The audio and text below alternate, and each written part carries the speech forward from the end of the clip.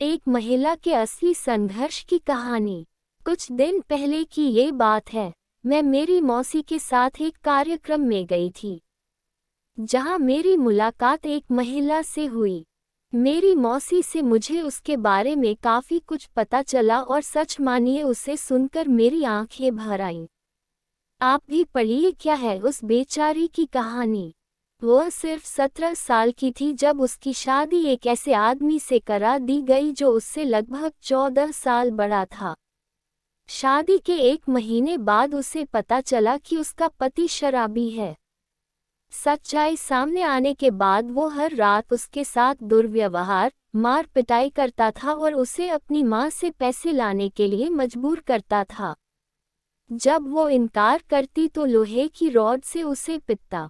उसने कई बार अपनी मां को इन तकलीफों के बारे में बताया, लेकिन उसकी मां ने कहा, ये हर घर की समस्या है और तुम्हें इसे खुद ही ठीक करना होगा या इसको सहन करना होगा।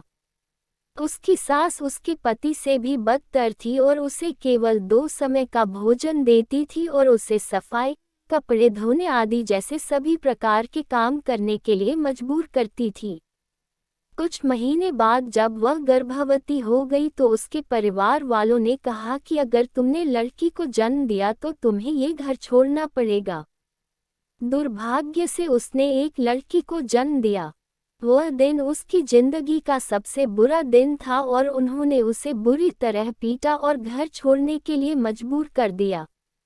ऐसे में कोई क्या करेगा? उसने आत्महत्या के बारे में सोचा, लेकिन उस बच्ची के चेहरे ने उसे रोक दिया।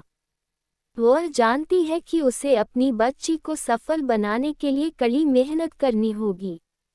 उसने अपनी सोने की बालियां बेच दी और एक पेपर कैरी बैग फैक्ट्री में नौकरी करने लगी, जहां उसे सिर्फ 150 रुपये 2000 कैरी बैग बनाने के लिए मिलते थे।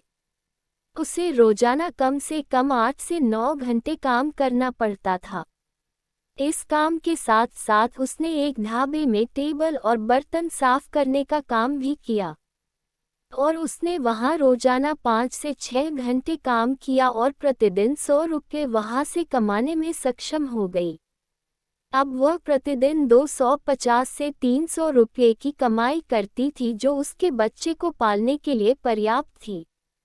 लेकिन कुछ महीनों बाद उसे पीठ संबंधी कुछ समस्याओं का सामना करना पड़ा और इससे वह कमजोर हो गई। इस समस्या के बाद उसे सफाई की नौकरी छोड़नी पड़ी और खिलौनों की फैक्ट्री में मजदूर के तौर पर काम करना शुरू कर दिया। इस तरह उसने अपनी बेटी की शिक्षा का प्रबंधन किया और अपने बच्चों के जीवन को आसान बनाने के लिए कई काम किए। वह जानती है कि भगवान केवल उनकी मदद करते हैं जो कड़ी मेहनत करते हैं। मैं कल उनकी बेटी से मिला और काफ़ी खुश हुआ क्योंकि मुझे पता चला उसने हायर सेकेंडरी में 93% अंक हासिल किए और वह डॉक्टर बनना चाहती है।